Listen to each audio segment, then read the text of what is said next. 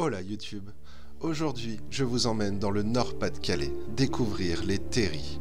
Support de la mémoire, ils témoignent de l'ampleur des efforts menés par les hommes et les femmes au fond de la mine comme à l'air libre et sont les seules traces visibles de la ressource arrachée en sous-sol.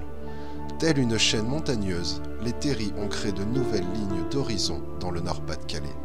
Le bassin minier a compté jusqu'à 350 dépôts de schiste officiellement recensés. Il en reste actuellement environ 200. Mais aujourd'hui, c'est plus précisément celui de Rieulay que nous allons aller découvrir.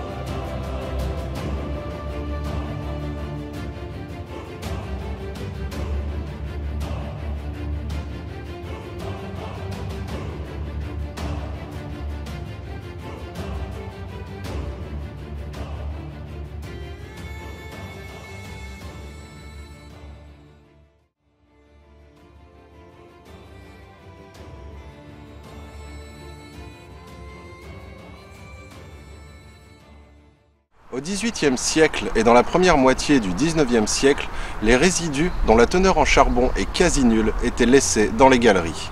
Mais à partir de 1850, les premiers terris apparaissent, suite à de nouvelles méthodes de travail. Les femmes sortaient les matériaux dans des paniers non loin des fosses et s'étaient ensuite tractés par des chevaux avec des rails et des wagonnets. Les terrils plats ne sont presque plus visibles de nos jours, mais certaines traces sont encore tenues. De la fin du XIXe siècle jusqu'à la Seconde Guerre mondiale, les techniques de mise à terril évoluent parallèlement aux techniques d'extraction. La contenance grandissante des berlines accroît considérablement le volume des résidus à stocker en surface. Apparaissent alors les premiers terris de forme conique, à l'exemple du terri de la Bleusborn à Anzin.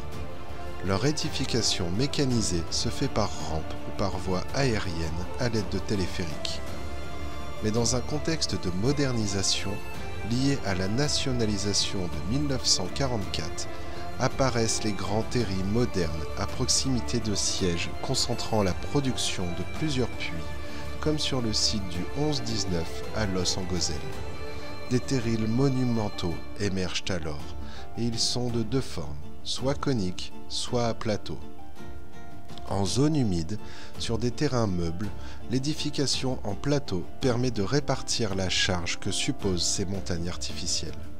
Ces terris à plateau, de dimensions impressionnantes et tout en longueur, sont construits par convoyeurs à bande, des sortes de tapis roulants, ou par wagons-bennes, comme pour le terri 144 de Bécancour-Rieulay, où nous nous trouvons aujourd'hui. Les débuts de l'activité charbonnière à nos jours, la perception des terrils a beaucoup évolué. Pendant toute la durée de l'exploitation, les terrils étaient considérés comme des décharges sans intérêt. Mais dans les années 70, ils font l'objet d'un premier inventaire en prenant en compte leur valeur marchande et leur potentialité en termes de récupération des sous-produits, comme des particules charbonneuses et du schiste. Dès les années 90, les scientifiques, naturalistes et géologues et le CPIE Chaîne des Terrils ont révélé l'intérêt écologique et historique de ces sites façonnés par l'homme.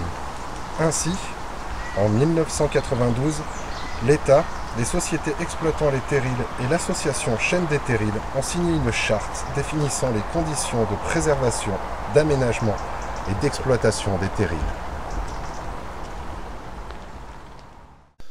C'est ainsi qu'aujourd'hui, une très grande majorité d'entre eux a pour vocation de demeurer durablement dans le paysage.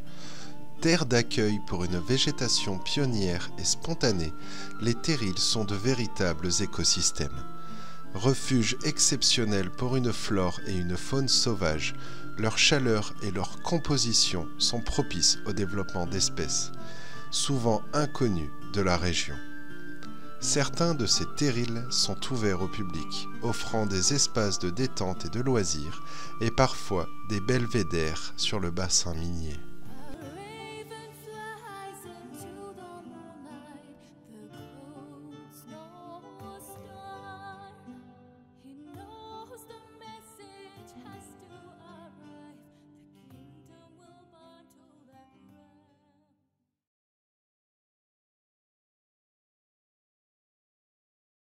Alors ce que je vous propose maintenant, pour découvrir l'origine des terrils, c'est d'aller visiter le site historique de l'ancienne mine de Leward. C'est parti, je vous emmène avec moi. Avant de commencer la visite, je souhaitais remercier le centre historique minier de Leward de m'avoir autorisé à filmer afin de réaliser cette vidéo. C'est un lieu emblématique du Nord-Pas-de-Calais, où souvenirs et histoire vous touchent forcément. C'est également un lieu de nombreux tournages de films, dont le célèbre Germinal avec Depardieu et Renaud. Maintenant, je vais vous faire découvrir la journée d'un mineur. C'est parti. Arrivés au puits, les mineurs se changeaient dans la salle dite des pendus. Là, ils rangeaient leurs vêtements dans des paniers qui étaient ensuite hissés au plafond à l'aide de chaînes. À la pique, au-dessus de nos têtes, silencieux comme des pendus, les habits se trouvaient ainsi à l'abri de l'humidité, de la poussière et des vols. Là-haut, dans ce plafond, se balançaient comme des loques muettes les derniers liens qui reliaient les mineurs à leur famille à la lumière du jour, avant de descendre dans les abîmes de la terre. Ensuite, les hommes se rendaient à la lampisterie, où, en échange d'un jeton de présence, ils se munissaient d'une lampe. Chaque jeton portait un numéro. Celui-ci permettait d'identifier le propriétaire de chaque lampe. Après la lampisterie, fardés de leurs outils, les mineurs s'embarquaient dans la cage et descendaient au cœur du puits. La descente s'exécutait par petits groupes, chaque cordée s'arrêtant à son niveau de travail.